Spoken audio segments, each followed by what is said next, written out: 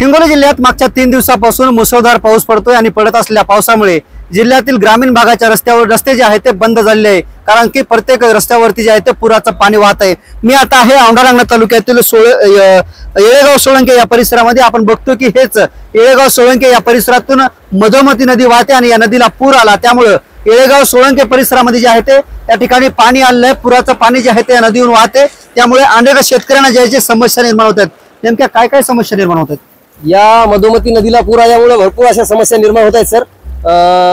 शेतकऱ्यांचे ढोरं वासरे तिकडे आहेत, दूध उत्पादक शेतकरी असो किंवा इतर शेतकरी असो, या पुरामुळे या शेतकऱ्यांना भरपूर त्रास होत आहे आणि दूध उत्पादक शेतकऱ्यांचं भरपूर नुकसान होत आहे।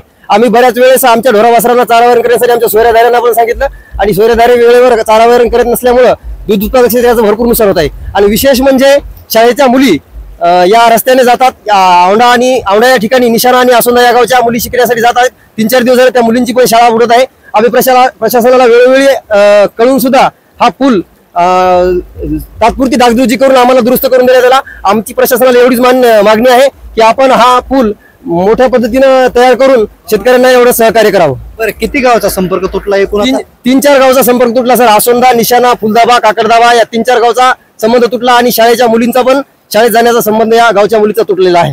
तर याच मधुमती नदीला पूर आलेल्या जे आहेत ते सोळंके येळेगाव परिसरातील 3 ते 4 गावांचा संपर्क तुटल्याचं ग्रामस्थांनी सांगितलंय। त्याचबरोबर शालेय विद्यार्थ्यांचंही शैक्षणिक नुकसान होत नाही, कारण की नदीला पूर आला की शालेय विद्यार्थ्यांना इकडे सुट्टी मिळते। त्याचबरोबर दूध उत्पादक शेतकऱ्यांचंही नुकसान होते। त्यामुळे प्रशासनाने जे आहे ते आम्हाला कुठेतरी या पुलाची हाईट वाढवून द्यावी, उंची वाढवून द्यावी अशी मागणी येथील ग्रामस्थांनी केलेली आहे। कॅमेरामॅन ज्ञानेश्वर वानखेडेसह मी रमेश चेंडके, TV9 मराठी, सोळंके येळेगाव, औंढा नागनाथ, हिंगोली।